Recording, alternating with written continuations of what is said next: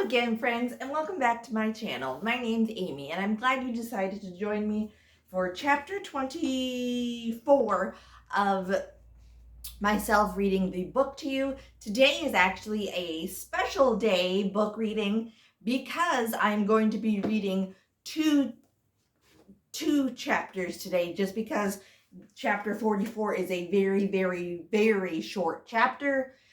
So I hope you enjoy it. Get some hot cocoa, get some hot cider or coffee or your favorite snacks, and buckle up. I just want to let everybody know that Friday may be my last day for reading this book to you until the new year. Just because Christmas is like less than a week away, and New Year's is also right around the corner, and it just gets really busy, and it's still crazy hectic from the high of Christmas. And I just think that I'm going to feel stressed reading this book until the new year. So I hope that you are all enjoying the story. I am certainly, hang on, sorry, my belt is digging into my, I hope that you are enjoying the story as much as I enjoyed writing it.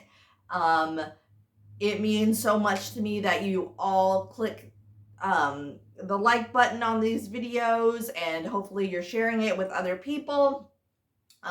It just means so much to me. I'm going to be making another video probably tomorrow about the summing the year up, things that I've done this year and that I've experienced this year, the good, the bad, the otherwise. I will probably be making that either tomorrow or today, depending on how long this video goes. So stay tuned for that. It's my yearly sort of wrap up. So stay tuned for that to recap everything that happened this year. A lot of stuff happened, and I cannot wait to share that with all of you. But yeah, I just wanted to kind of update everybody on that and let you know. Again, I just want to say thank you all so much for watching my videos, either these ones or Disney videos or Life as a Right Hemiplegic. It just means so much to me, and I will be getting into all that thanks and mushy stuff probably in my wrap-up video. So stay tuned for that. So, like I said, let's continue on with this story. And of course, as always, if you are interested in picking up this book for yourself, a loved one, friend, neighbor, colleague, I will be letting you know all that fun, good stuff and where you can pick up your own copy at the end of the video.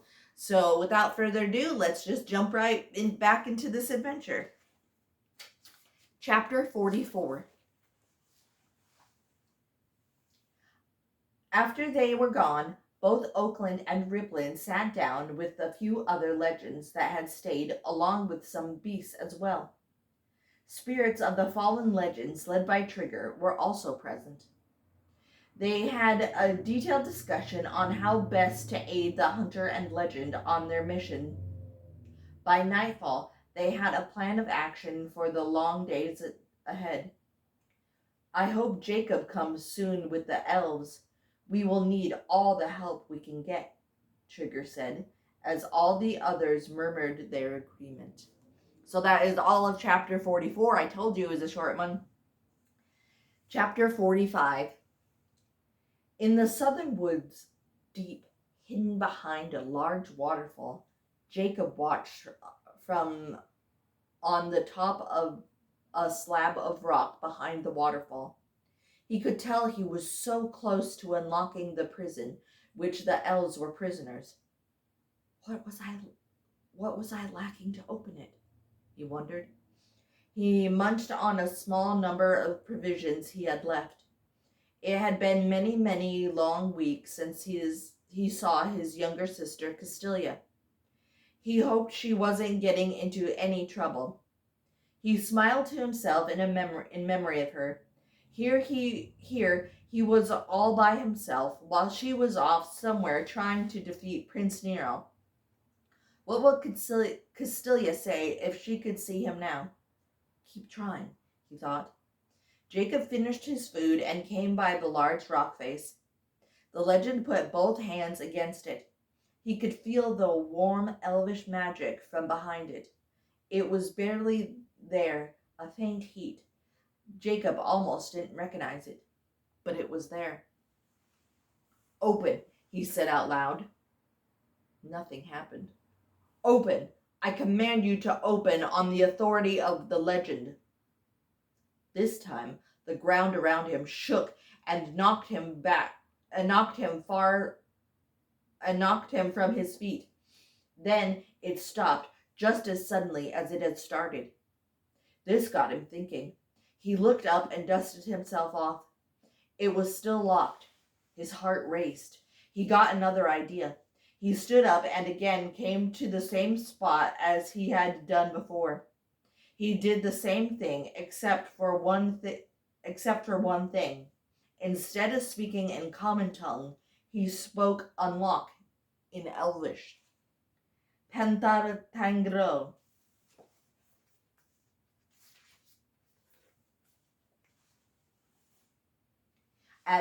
As those words drifted from his lips, the earth trembled and the two rocks parted like two old gears on a rusty clock.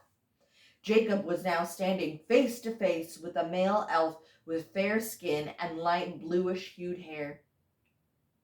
The elf's eyes were the color of deep charcoal. Quolore melemion, which in common tongue means good day, friend. The elf motioned with his slender hand to follow him inside. Jacob willingly agreed and followed him. Blinken sensed the spell that had been cast over the elves had been broken. Strange. They shouldn't feel like that. No matter, it would be a perfect excuse to have a word with Nero. He walked with a sense of purpose in his steps. They were loud as they hit the floor. Blinken's long flowing black and gray robe swayed to and fro as he walked. In no time at all, he arrived at the bedchamber of Prince Nero. Now, usually, Blinken never bothered the prince at this hour, mainly because this was the time the prince often entertained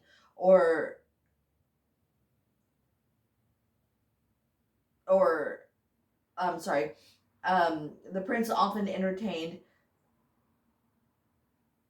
entertained or allude to the fair sex to woo them to be a pleasing bedfellow. However, Blinken assumed Nero wouldn't mind due to the information that he had, and while he should be in power if Nero was to die. Blinken tapped sharply on the door. The wizard could hear shuffling, from behind the door. It slowly opened. Nero stood in the doorway. He had no shirt on, but had his lower extremities covered with the cotton-made pants in which he slept in. Nero had a light sheen of sweat on his hairless chest. Blinken bowed before his master.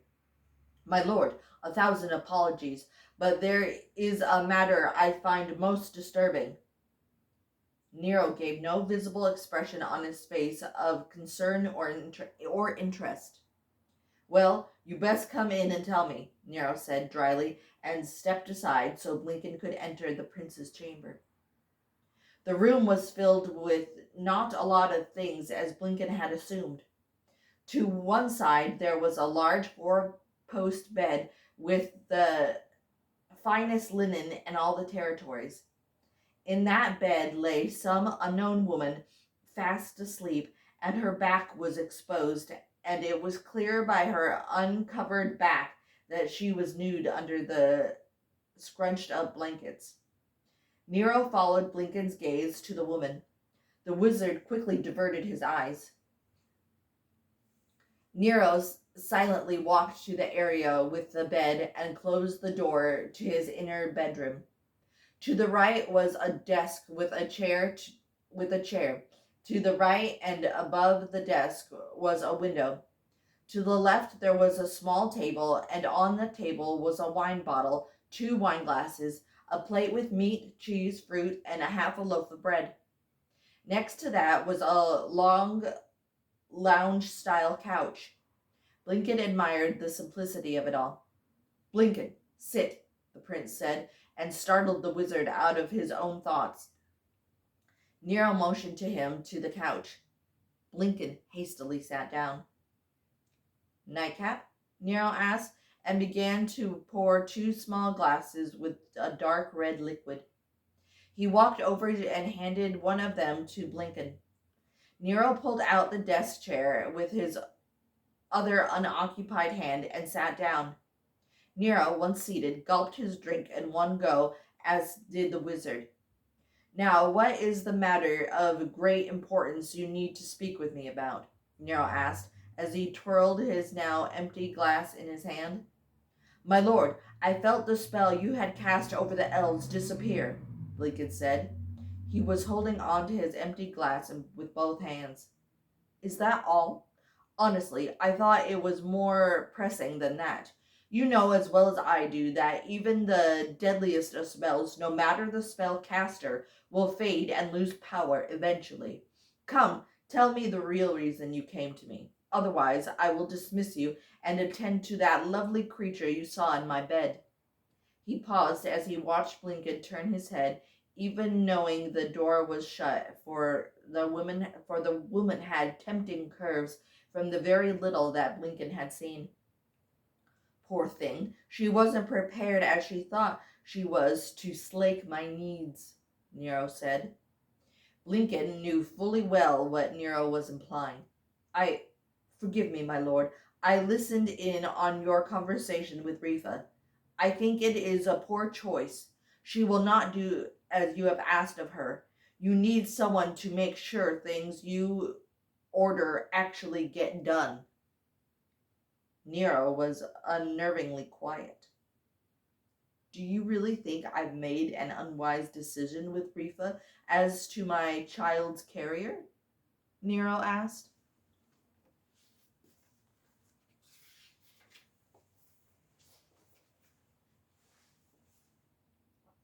Blinken hated Rifa, and Nero knew it.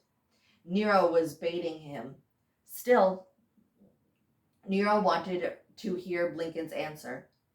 A blood war had always existed between the wizards and witches.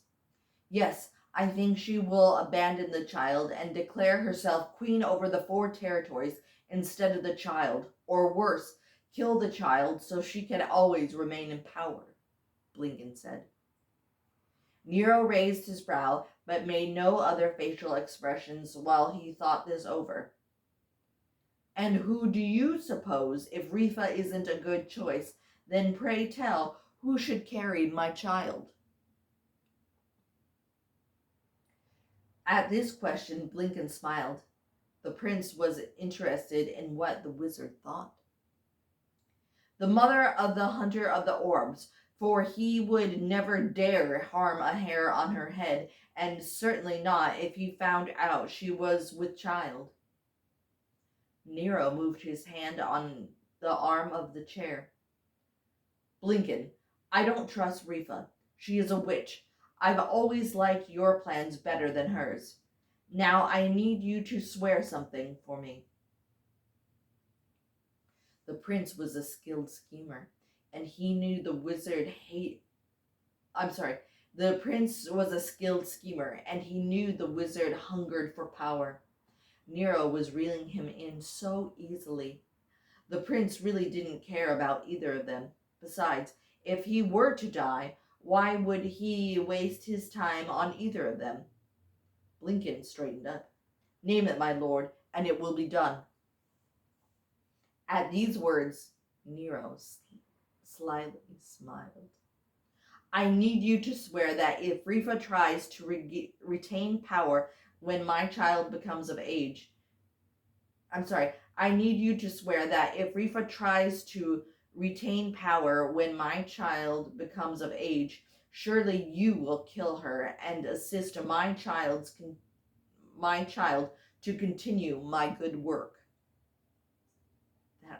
The self-serving wizard nodded without hesitation. Good. I knew.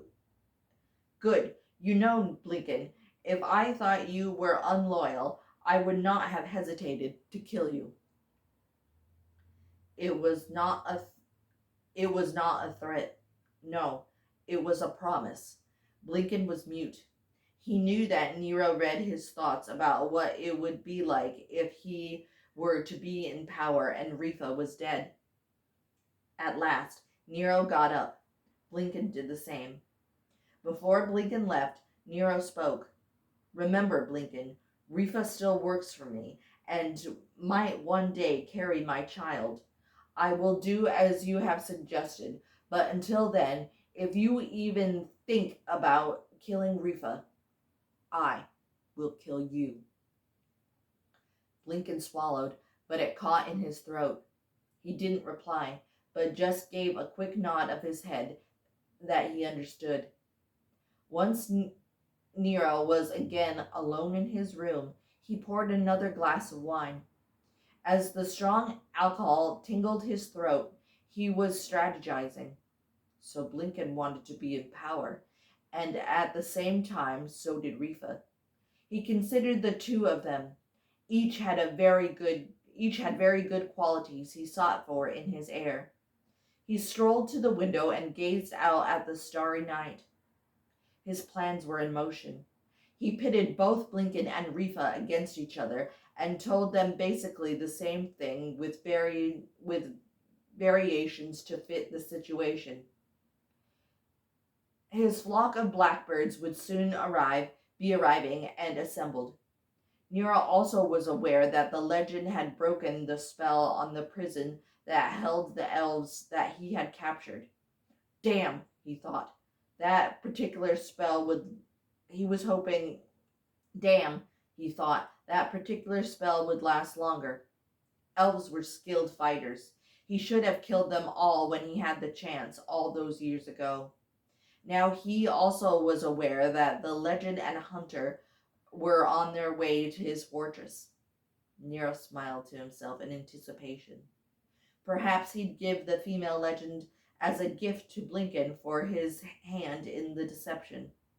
Of course, he would see first how skilled of a fighter she really was. The hunter would be easy to kill. Nero would make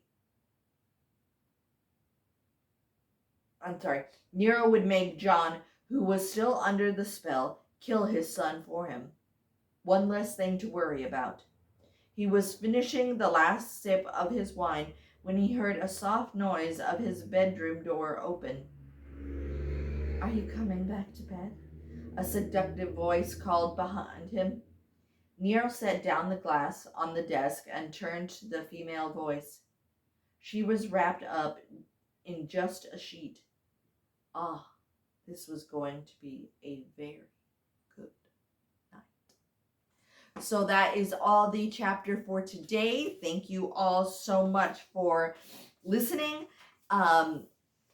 If you are interested in purchasing this book, like I said, for a friend, a relative, a classmate, a neighbor, a colleague, anything like that, my book can be purchased on Amazon.com, BarnesandNoble.com, Apple iBooks, and lots of other places books are sold.